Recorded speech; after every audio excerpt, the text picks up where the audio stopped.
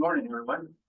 Welcome to Cook County Board of Commissioners meeting on Wednesday, December the 17th, 2025. It's 9:00 a.m.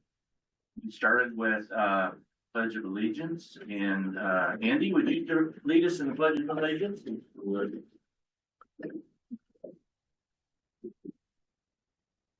Pledge allegiance to the flag of the United States of America and to the republic for which it stands, one nation, under God, indivisible, with liberty and justice for all.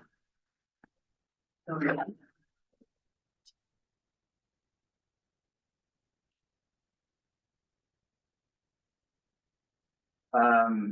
There's one change to start off with. There is one change to the agenda. Number 12, New Sun Energy Local Community Benefits and Pilot Agreement has been postponed to another date. Other than that, everything's the same. We'll start with prayer this morning. So public comment. Anyone? Anyone online like to make a public comment? Please type in the box and Brianna will unlock it so you can talk. Okay, don't see any there. So move on to consent agenda. Okay, I make a motion to approve the consent agenda as presented. And I will second. And one of the things that I want to comment is, if you haven't noticed, we have a new format for our meetings and our agendas. And as you look at the minutes from the past, it didn't say who made the motion. It just goes on to second, and you have to kind of search for it. And that won't be happening anymore. So I'm very happy that we have this new format that will be making this even more clear. So we're moving into the modern world, and I really like the way the format is.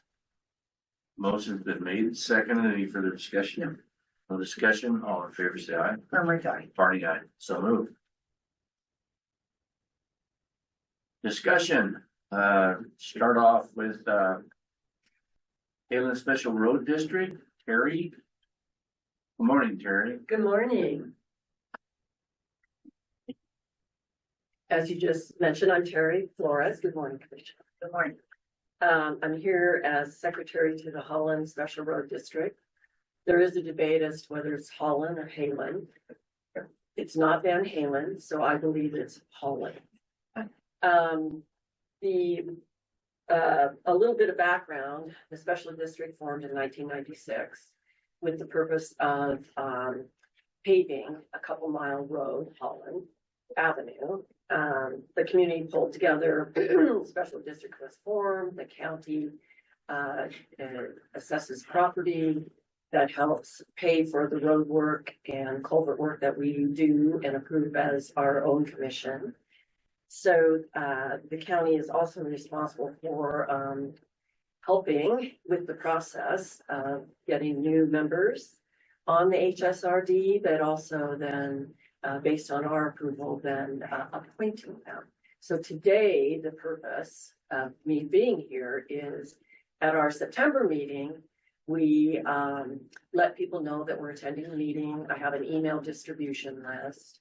We let everybody know that there was a vacant position and that we were looking for someone with treasury background, financial. It was our September meeting. And then at our October, and then in October, the county actually advertised in 2 local papers for the position. And then in November, the HSRD commissioners approved the sole applicant we got, who is Miss Tanya Doherty. She's in the district, of course. And so I'm here today then with our recommendation to you to appoint Miss Tonya Doherty to the HSRD. Once that happens, then she will be participating in our next meeting in January. You guys meet monthly? Or every other month. every other month? Yeah. How many people in? There's 3 commissioners total. So president, treasurer, secretary. We rotate positions. Every couple of years, we make sure to rotate. Any other questions about? Yeah, how many people in the district? How many? Oh, I actually don't know the answer to that. There's the main road, Holland Road, and then there's many, many feeder roads that go off of that. We don't maintain the feeder roads. We wouldn't have the budget to do that, even if we wanted to. So our focus is on the main Holland Road and keeping it up to speed and maintained. It includes things like snow removal, spraying during the spring, keeping the culverts clear. We just went through road cracking, getting some cracks in the road fixed. There also at the bottom is a school bus turnaround. So that's another area that we're responsible for maintaining. Just curious, how many miles are in it? It's just a couple miles. Yeah. Although it's surprising how much maintenance can go into a couple miles. There is. Paved road, but you're probably familiar with that. So. Well, you've got extreme weather and that doesn't help you at all. Yes. Yeah. There's always something, right? Yes. I make a motion to appoint to the Halen Special Road District Tanya Doherty. Yes. And I think we probably need to do it as order 2025-4. Oh, do we? Okay, I didn't go to that. You're right. I make a motion to approve in the matter of the appointment to the Halen Special Road District Order 2025-41, the appointment of Tanya Doherty to the Halen Special Road District, position number 2. I think that's pretty efficient. I think you got it all. I did, I went down to the person and didn't look at the top, so. It's all right. I know. But we're getting there. I'll second.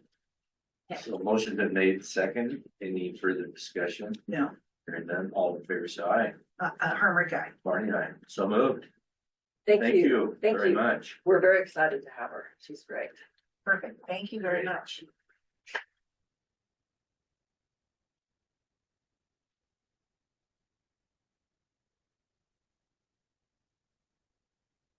Signature request for acceptance of measure 57, dental fund. Aaron. Oh, they got the big artillery here. You get me this morning, commissioners. Good morning. Good Stephanie morning. Wilson, Crook County Sheriff's Office. No, I've got Lieutenant Boyce working on interview panel right now, so can't split him in two. Oh, This one's an easy one. His Measure 57 grant was presented back when what I call the mother grant was presented in April. And I've teased him that this is falling between the seats like Clark's Jelly of the Month Club. So see, you got it. It's been approved. It's a little over $107,000 over 2 years. So Measure 57 allows him partial payment of one parole probation deputy to handle drug-related cases. And yeah, as of now, I just need one autograph from one of you. Okay. Which, and it's been ongoing. This came into effect in 2008, and so this is just a renewal year over year. I make a motion for the chairman of the Board of Commissioners to sign intergovernmental agreement 6930 in the matter of acceptance of Measure 57 supplemental funds contract for the sum of $109,700. I'll second. I'm still trying to find that. Hey, see, I got her down here. Okay, we need to make this way bigger, but I won't call it. Okay, Motion been made second. Any further discussion? no discussion. No discussion. All in favor, say aye. Hermer guy. Barney, aye. So moved. All right, I'll get you this. Okay. I have, you have it? Okay, great. I'll sign it. Thank you. This is a long one. Okay, I think you're still online here for I am. Lieutenant and Under Sheriff salary schedule compensation update. Yes, Sheriff Gottney apologizes for not being able to be here today. He had Put that up.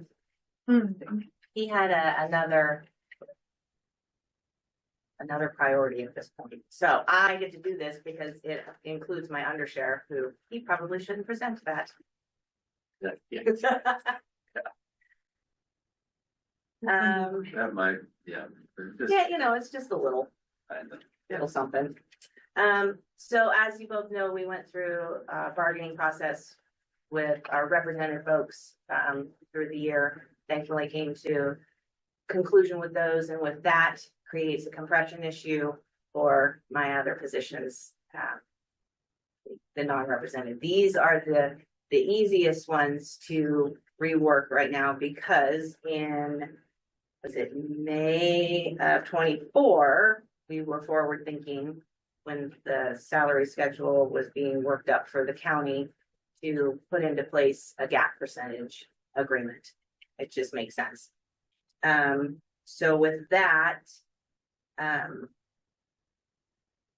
it was kind of a fun process because I got to watch our finance director and our labor attorney do some beautiful mind stuff on a whiteboard. Made her very happy. To work through all of the percentages to create the gap between our sergeants, top step, lieutenants, and then we also have added an additional layer for future of a captain position between lieutenant and undersheriff. That's far down the road, but we're trying to forward think. So as the document talks about, this is going to eliminate pay compression. It's establishes a competitive baseline for the lieutenant level, which this year for me is really exciting because we've got a really good contract in place for our represented folks. And what this is doing is it's giving us the opportunity to have a new jump off point for the rest of the non-represented and grow from there. So this, it mentions future step development. However, what we're requesting is a single rate of pay for our lieutenants. They all hold a great deal of liability. It's different in each of the divisions. I have 3 lieutenants, you know, and our undersheriff position, they all hold the, you know, if they're a 5-year lieutenant, you know, you might think that they would be earning a higher level than somebody walking in the door. But this gives us some place to start. And with our budget concerns for the future, it allows us some, you know, to keep and pay our people adequately and fairly, but gives us some wiggle room for the future. I like it. This locks it in disability. Yeah, and it's not uncommon in the world of law enforcement to have single rate of pay. And some agencies, they have single rate of pay and then bonus schedules, or, you know, based on like performance of their budget. So there's a lot of things that we can do in the future, but I added, with the help of Miss Jamie, what it's going to cost to right size it this year. That was this one right here. For the 3 folks, it's roughly $66,000, which we can handle internally within our budget due to our good attrition and vacancies. Doesn't have to change the sheriffs where I have enough gap there, so that's great. Do you have any questions? No, I'm glad to see you happy on a budget item. And this one makes me very happy. Okay, it's good to see you smile, Yeah, Stephanie. I know, thanks. Okay. Hey, And I do know a lot of hard work went into this, and I want to thank all of you. Yes, Will was Sharpen your real pencils, and yes, thank you. taskmaster on this one. Lots of questions. So I go ahead and I make the motion to approve the lieutenant and undersheriff's salary schedule compensation update. second. Discussion, all in favor, say aye. Herman Guy. Barney, aye. Thank you. Thank you. Thank you very much, Stephanie. Have a great day. You too.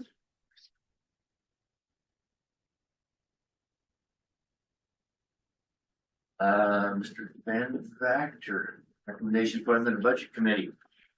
Good morning, Commissioners. Will Van Vactor, Crook County Manager. In your packet is a recommendation to appoint Steve Brown to the Budget Committee for another term, at the, November, at a November board meeting, the board directed me to sit in with the two other citizen members of the Budget Committee.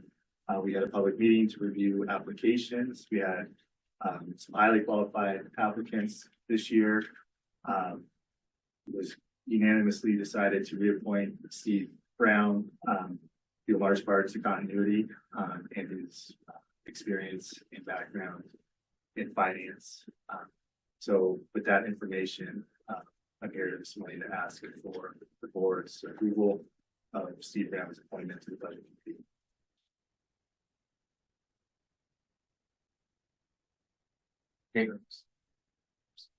I think that's,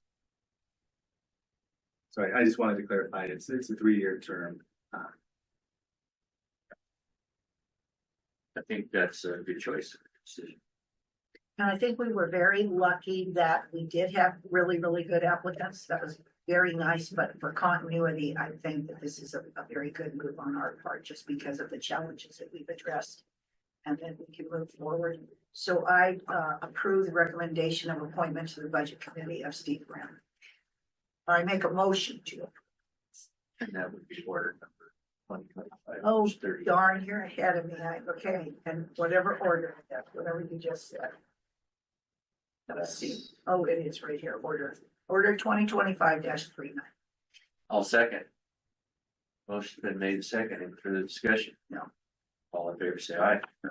Aye, aye. So moved. Thank you, Will. Go find them. Number 8, approval of the 2026 holiday schedule. Investment schedule. And work schedule. Good morning. Yeah, annually, the board approves the holiday schedule for county employees, as well as the regular board meeting schedule and the work session schedule for the next year. So for 2026, those dates are included in the meeting packet.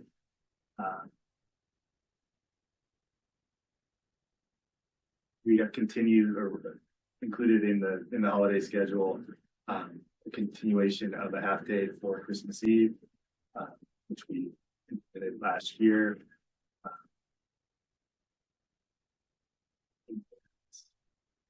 Other than that, I think the holidays, well, pretty much the holidays are the same as last year.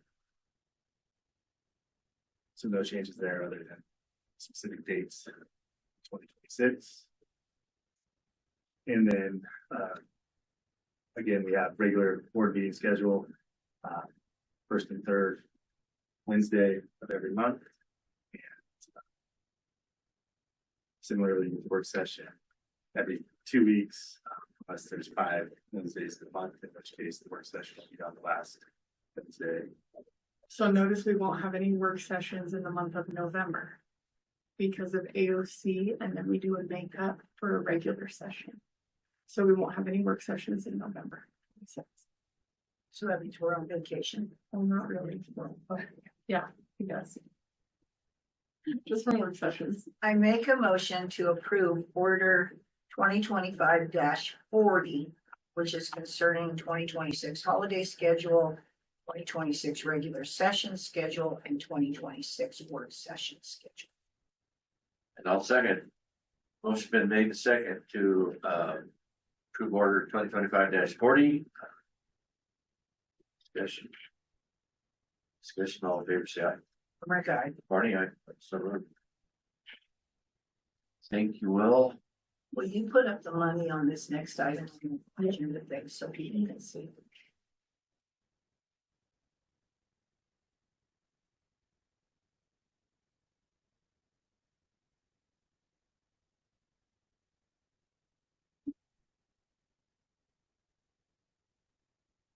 Nation Fund,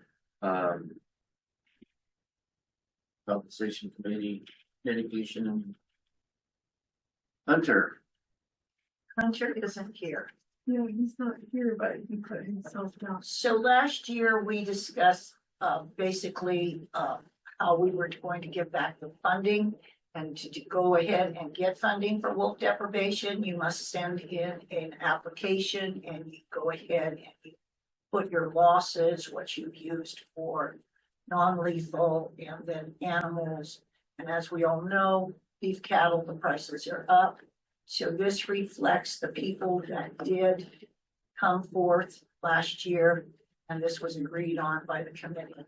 So as you can see here, McCormick Ranch is 31,500, Hatfield High 11,500, Desert Creek 6,000, and ODFW $1,000 for stolen cameras. And then McCormick's will also receive, which is just a different sort of a column. One is things to help you with wolf deprivation, and the other is actual livestock. And McCormick's will receive, I want to say, is that 28 or 26? I didn't bring my glasses. 28. 28 out of the deprivation fund for loss of livestock. So I make a motion to accept the wolf deprivation compensation committee mitigation and deprivation fund distribution. I'll second. Further discussion? All in favor, say aye. Rick, I Barney, aye. So moved. return. Andy, update on the SWCD programs. Yeah, so I was very slow to get my paperwork out, so I actually brought a handout. That's okay.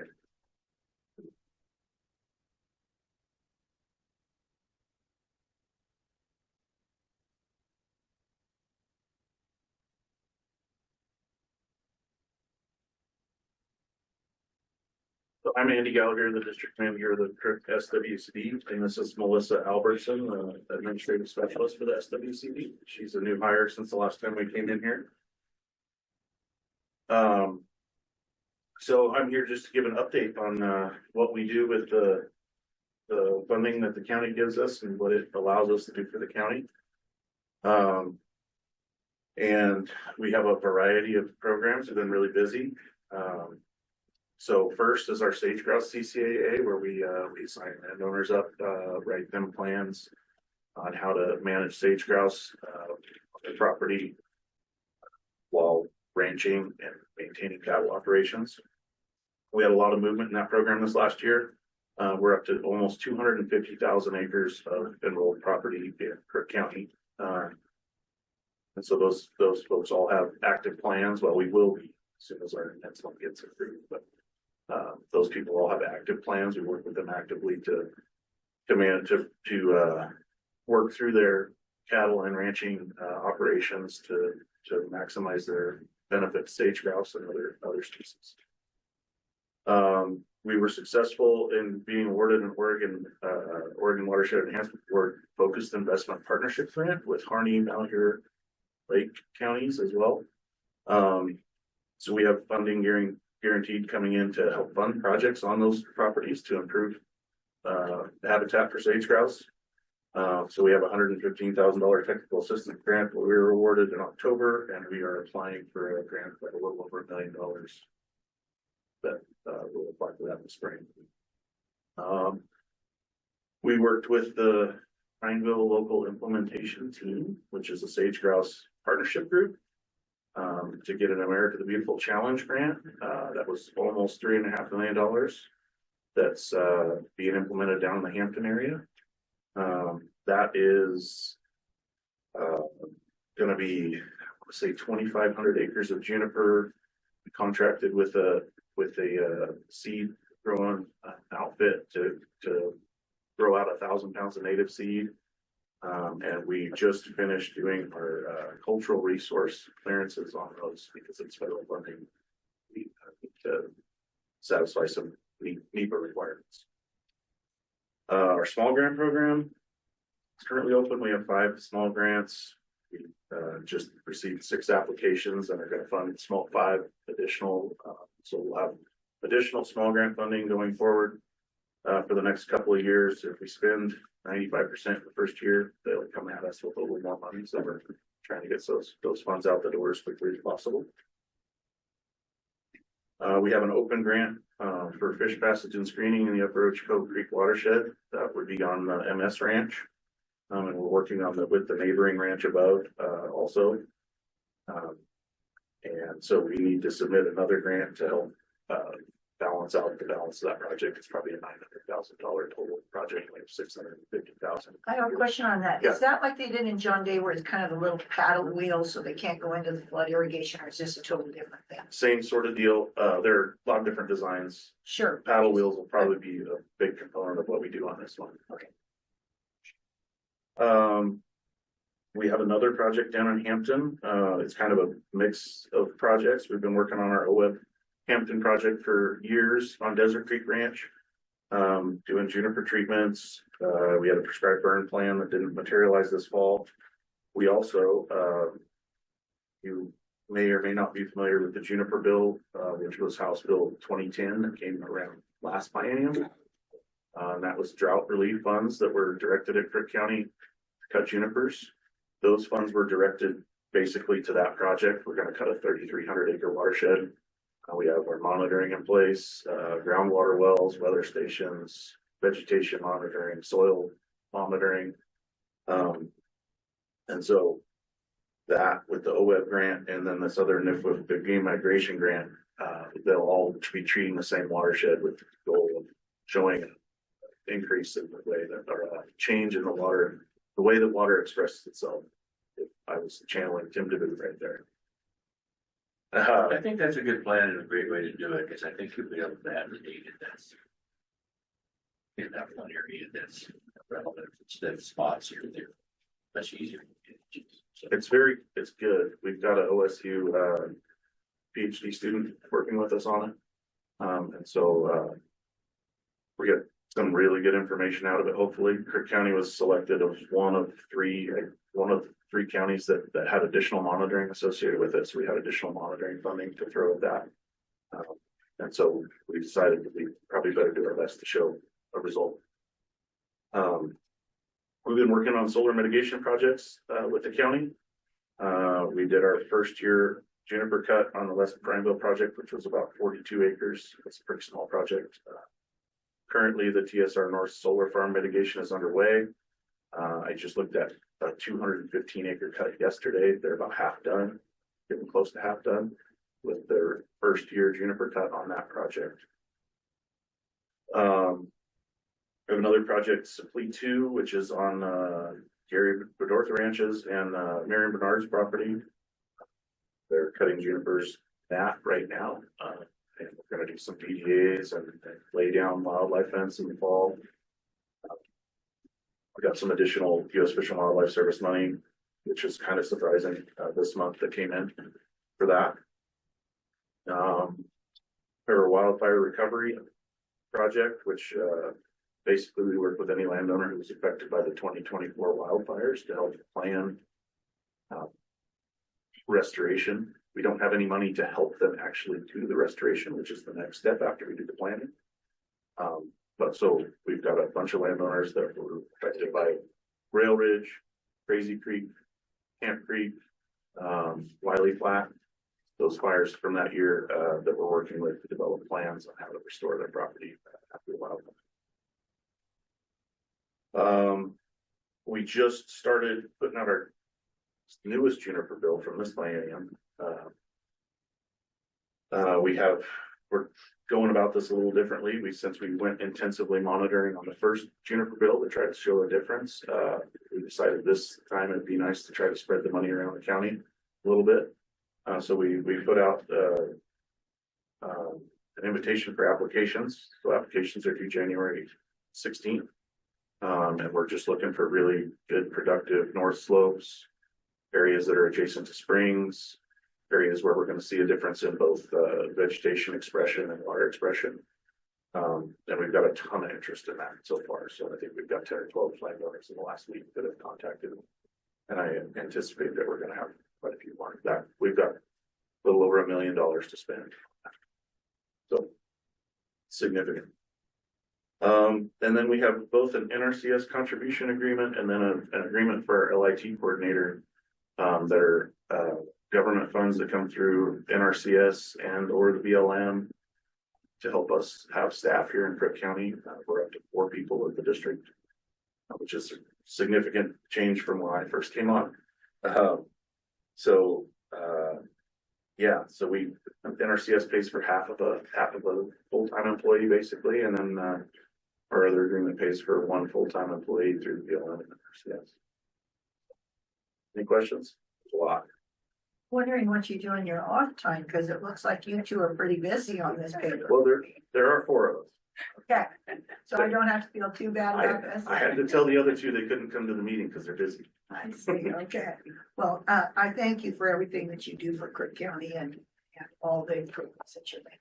So thank you very much. Thank you both. And thank the other two that had to keep working. Yeah, I think Anthony, I mean, only in addition to this, your water quality. Issue. It's just. There's more work than this that I see that you didn't mention. Yeah, That's important. That's the high point. Thank you. Thank you both. Thank you very much.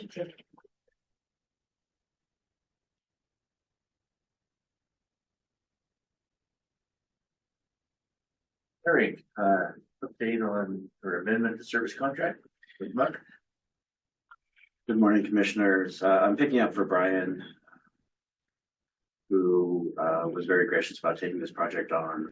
What you have in front of you is a very modest contract amendment, which will accomplish two important tasks. The first is to extend the duration of the current contract the county has for another calendar year. So this will extend the duration from December 31, 2025 to December 31, 2026. And the second is that it would allow Muck Septic to make a certain type of assignment as or they're going through a process of business restructuring. And they would like the option of being able to assign this contract to an affiliate entity, Superior Sanitation LLC. That did not strike us as being at all objectionable. There's a related contract that's still being worked on. That is a use agreement with the city of Prineville for storage of septic material. That is still ongoing, but in the meanwhile, I'd like to recommend a motion to approve this second amendment of the services agreement with Muck Septic Services LLC. So moved. Second. Made second, any further discussion? No, I'm glad we're getting rid of our septic waste. Yes. All in favor, say aye. Hermrick, aye. Barney, aye. So moved. Thank you, Eric.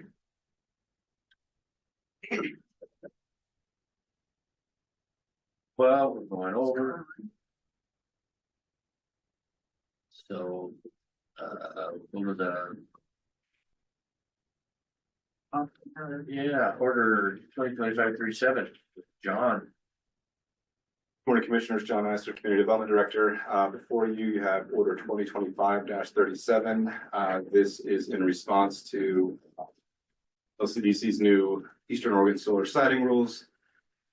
We talked about this at work session last week. I did amend the order a little bit to reflect that we got the grant agreement, and but it's still a pretty simple order. Just some background again. Under these new rules, there are three paths that a county can take. A county can do nothing as of January 1. That would allow solar facilities to apply for projects that are much larger than currently allowed without going through the Goal 3 exception process. A county can implement their own program under these new rules, which involves a lot of community input. It's kind of an abbreviated Goal 5 update process. Or the third option is to opt out of the rules. Opting out of the rules is not a permanent action. We can opt back in whenever we like, but the intent here of this order is to keep the status quo to make sure that we don't get an application for a much larger facility before we're ready.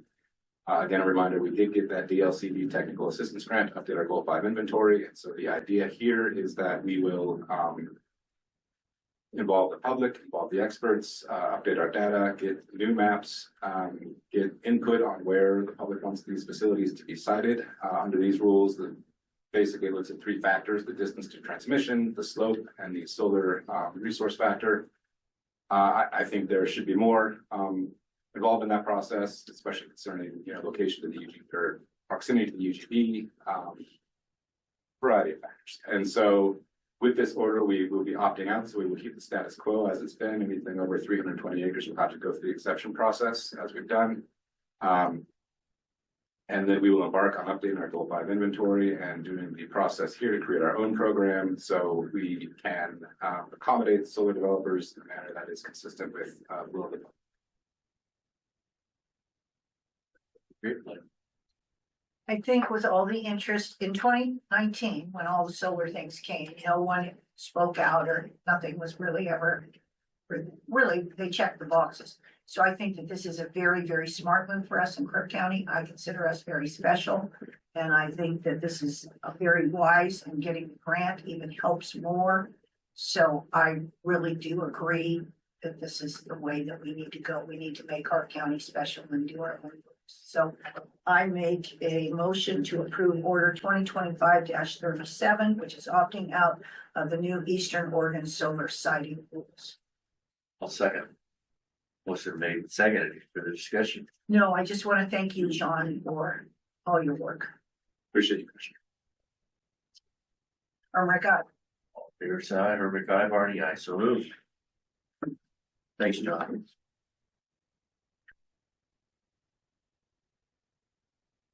Hey, we have a hearing to.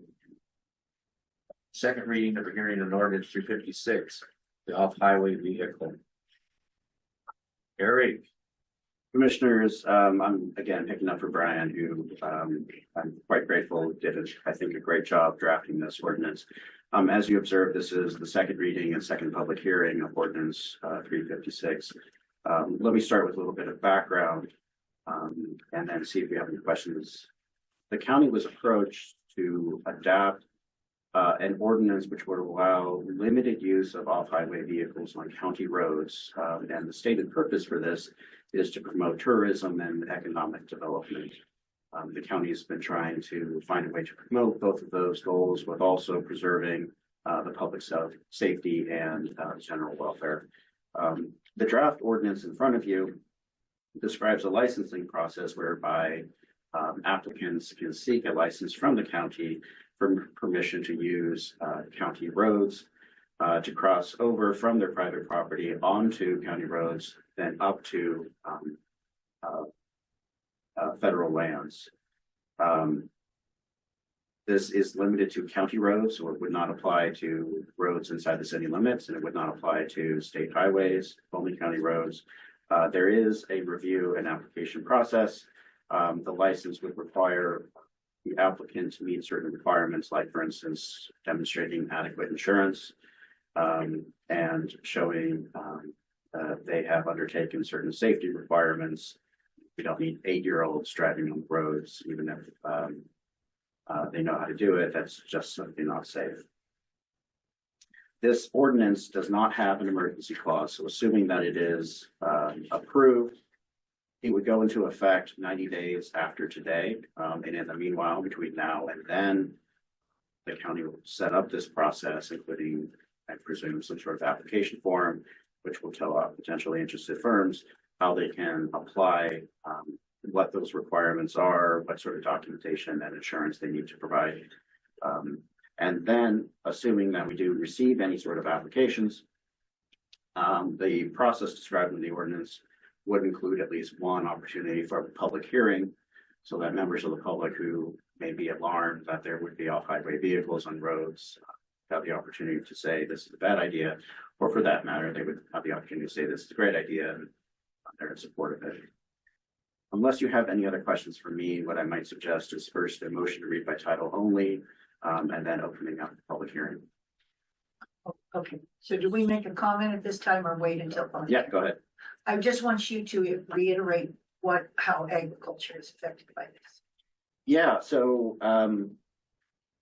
there are separate rules in Oregon Revised Statutes. I want to say it's in chapter 821, but I could be wrong about that, which describes what options there are for using off-highway vehicles or other vehicles which aren't, let's say, automobiles on the roadways of the state. I couldn't quote you chapter and verse, but one of those requirements is, if you've got a tractor is probably not going to be able to go 65 miles an hour. You need to have a slow-moving vehicle decal. So this ordinance would not impact that at all. doesn't restrict what is already allowed under Oregon statutes, and doesn't expand it, except for the limited purpose of off-highway vehicles for the purpose of, as I said, tourism, economic development, and crossing over county roads onto federal lands. Thank you. I will make a motion to read in title only. Do I need to cite the ordinance 356? So motion been made, I'll second. Motion made, second, read the title only. Or Rick, I. The Board of County Commissioners for Crook County for the state of Oregon, amendment to Crook County Code to authorize limited off-highway vehicle use of county roads and establish rules and procedures, ordinance 356. Now we will open the second of the two hearings on ordinance 356.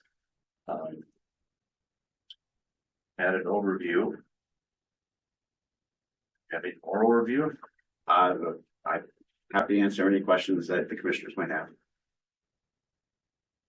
I don't have any. I don't, yeah, my biggest thing was just to re-emphasize agriculture. So we will open it up of that to the audience. Or anyone that wishes to be in favor or not in favor, or just who would like to comment on it.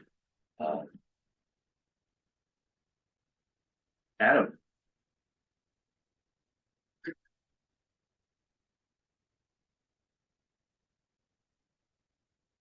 Adam Mikulski, 3992 Northwest Hansik, just because inquiring minds want to know. When you do the permits, and I know that if you establish that, what's the damage to the roads and how is that going to be handled? Is that going to be in a permit or whatever? I mean, off-highway vehicles on dirt roads or county roads can provide some damage to the roads. Is there going to be any kind of guidance or anything in those permitting processes on what those folks that get the permits are going to deal with the damages? And the reason I ask that is I work for Bonneville Power. We had a lot of right-of-way roads. People would use them. We allow them. We had to cover what damage, logging companies or whatever. So is there going to be anything established in the rules and regulations for road damage? I believe that there will, and I believe those will come. There is some mentions in here, but it'll also come on an individual basis when the people apply for that license.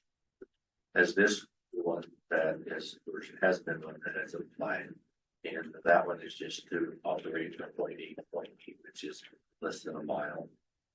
That would drive on the county road to access federal property. And so we don't anticipate any damage. In fact, we want to have discussions if you're better off to ride on the highway rather than off to the side of the highway as it disturbs the shoulders. Appreciate it. Thank you. Do you have any comment, Eric, back to Adam? Yeah, I would echo what Commissioner Barney said. Yes, this requirement would include things like certain types of insurance coverage in case there is damage to the county's facilities, and also, although it may not necessarily be explicit in the language of the ordinance itself, if someone does damage county facilities, they would be subject to citation, perhaps if necessary, taking them to court and getting restitution for the taxpayer's expense. Yeah, the contract or that ordinance had is pretty specific. There are a lot of requirements, insurance, and defining the county, a lot of different things. To very specific, not just general at the highways, but ATVs. Thank you. Tried not to say anything. I tried to shut up. Okay, Adam, we're okay. We have time. All right. It's all right. Thank you. Is there anyone online that would like to comment?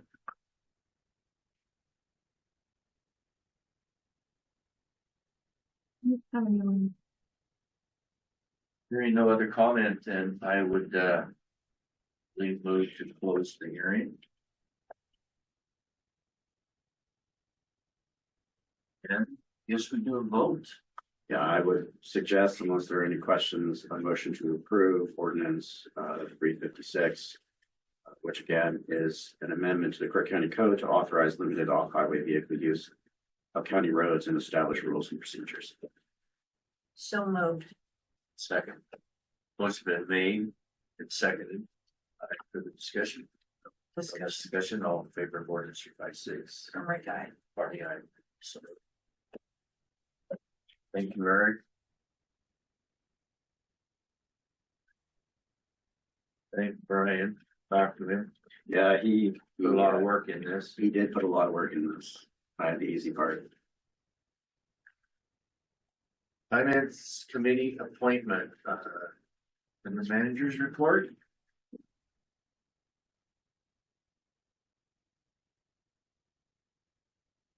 Yeah, the only item I have under my manager's report, is, the finance committee appointment.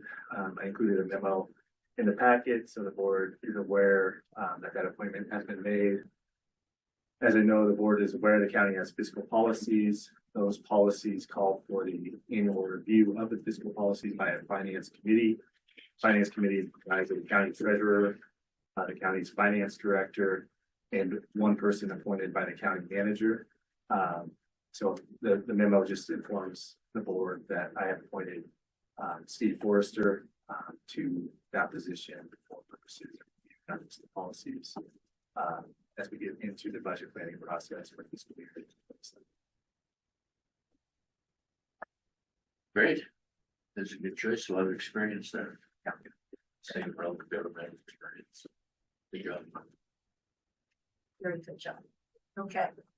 So do we need to approve this? Do I need to make a motion? This is just an informational, is what I took. Okay. All right, just covering, right? Covering. Commissioner updates.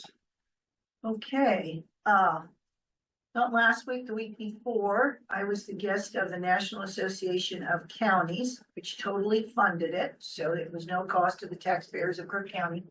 And I went and did a solar, a wind, and a data center presentation for 3 days in Wasco, Gillon, and Sherman counties. It was very, very informative.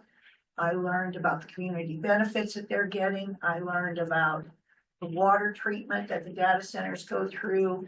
Our grid is very overtaxed, and Oregon, we need to move towards something to increase energy in our state. And a lot of it is transmission lines. They can't get transmission lines. So it's very informational. We went to the solar farm, which what I really liked about the solar farm was there's a solar farm on Oregon side and a solar farm on Washington side. And this man has 5,000 head of sheep that he puts on Oregon, 5,000 head of sheep he puts on the Washington. And they don't like to eat wires. They don't bother the solar equipment at all, and they make it look like a golf course. And it's amazing how this management of the sheep, the reason they don't have goats, which I really enjoyed this, was goats eat wires, but also when the panels go up, the goats lay on the panels to sun themselves. Sheep don't do that. There is a movement now to try to think about making higher poles so that they can do the same thing with cattle. But what was really neat about it was when after the ewes are done doing the solar, because like now they're home for winter, he shears them and the wool goes to Pendleton, which is kind of neat. So you're getting this protein that's being converted into a product that is actually being used by our state at our woolen mills. So that was very interesting. The wind turbine, I got to climb inside wind turbine, got to see the gearboxes, the generators. The other place that I went was the Columbia River Gorge has a college, and they do nursing, they do welding, and they do an electrical engineering program. And on the electrical engineering, they do it, you can go out into manufacturing, automotive, you can go into the renewable energy. But what was interesting is, let's say you want to just be an electrician. If you went to try to get onto the union, you might be position 300, but by getting this certificate, it puts you right up in the top of the line to go in to be an electrician. So funny, you mentioned Steve Forrester, because that was one of the things we talked about on Friday was, what do we need to do here to start getting maybe our trade schools and getting a program like that here in the Central Oregon, keep our kids involved, because it's been shown that in the next 30 years, a trade school is going to be more of a benefit than a 4-year degree in college. So I was very, very interested in that. Google, a lot of security, massive generators. It was very, very interesting. Wastewater, where they put the water, they have 15 parameters before it can be released back in. It does not come out of the Columbia River. All the water in the Dalles for that data center comes out of the watershed. And the substation, they had 500 electricians working that day on updates on their substation for electricity, which it was interesting. So it was a very, very well attended. There were people from all over the country that were there. The Navajo Nation right now, there was a representative from Arizona, and the Navajo Nation is thinking about placing data centers on their property, which would be using mechanical coolers, which was very interesting to get a tribal perspective. In Missouri, on renewable energy, there's a state law where 50% of renewable energy must stay in the state of Missouri. Whereas like when you're talking to Sherman and Gillen and even out here, our energy is going to Seattle. So I thought that was an interesting concept. I sat with 4 people from Texas, and let me tell you, Texas is always very interesting. And so it was a really, really well attended and very good. I was very, very fortunate to be selected. You had to be invited, and I was very fortunate to be able to participate in that. Very good. And other than that, caroling at 10:45 on the historic courthouse steps. That's all I have to say. Okay. Well, public comment. Any public comment? Online, any public You comment? don't have to be scared because of the caroling. I'm not messing up the cookies and hot chocolate. Okay, okay. Motion, Commissioner. Okay, well, we'll move into executive session and then we will open up after executive session. Okay. How fast can you talk? The Cook County Board of Commissioners will now meet in executive session under ORS 1926602F to consider information or records that are exempt by law from public inspection, and ORS 1926602H, consulting with county counsel or consulting with counsel concerning the legal rights and duties of the public body with regard to current litigation or litigation likely to be filed. Representatives of the news media and designated staff shall be allowed to attend the executive session. All other members of the audience are asked to leave the room. Representatives of the news media are specifically directed not to report on any of the deliberations during the executive session, except to state the general subject of the session as previously announced. No decisions may be made in executive session. And at the end of executive session, we will return to open session and welcome the audience back into the room. The Crook County Board of Commissioners will now leave executive session, ORS 1926602F, to consider information or records that are exempt by law from public inspection, and ORS 1926602H, consulting with counsel concerning the legal rights and duties of a public body with regard to current litigation or litigation likely to be filed. Representatives of the news media and designated staff were allowed to attend executive session. All other members of the audience were asked to leave the room. Representatives of the news media were specifically directed not to report on any of the deliberations during the executive session, except to state the general subject of the session as previously announced. No decision was made in executive session. We have now returned to open session and welcome the audience back into the room. I opened the door, so I don't know if Okay. county council or county manager or anyone has recommended language for the motion. So I think it would be very great if I could have a recommendation. So commissioners, I think it might be helpful if we have a series of motions. The first one would be to authorize the county manager to consult with outside counsel as discussed in the executive session. So moved. Seconded. Made seconded. Discussion. No. All in favor, aye. Oh my God. Party aye. So moved. And then a second motion to authorize the legal proceeding discussed in the executive session without further deliberation by the Board of Commissioners. So moved, Seconded, it's been made and seconded, any discussion? no discussion. Favor say aye, Hardwick, aye. Marty, aye, so moved.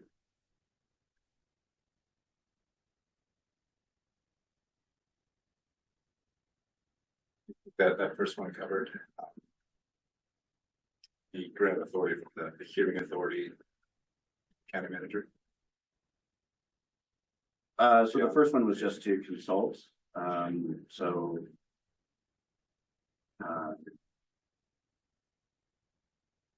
so I guess the short answer to your question is no.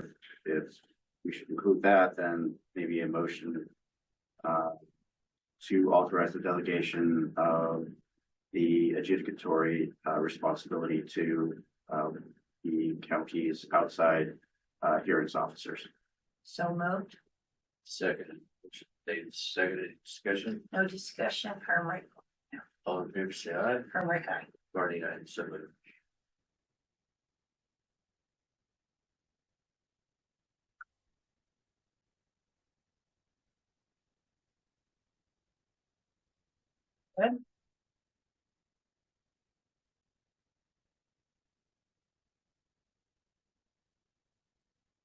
Can I confer with council for 1 second?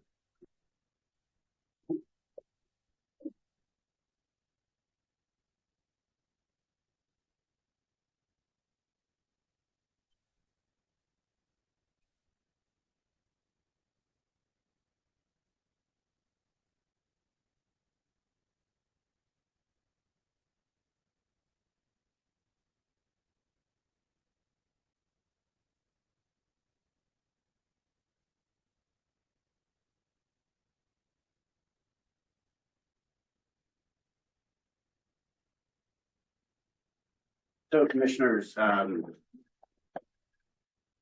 first motion, excuse me, the second motion was to authorize the legal proceeding. And as John reminded me, the process by which that would happen is the hearing authority would initiate the proceeding. So my understanding is that that second motion would include the authority to have the county manager initiate that legal proceeding. That authority has been delegated to Will. Poor guy has drawn the short straw, unfortunately. If that is not your understanding, then we can modify that second motion. And if it is your understanding, then I think we're in good shape. That's my understanding, I just wonder if there have to be anything mentioned about delegating the Board of Commissioners responsibilities to the officer. That exempts us from the natural process. No, there's sufficient language in our code that many things can be delegated to the hearings officer.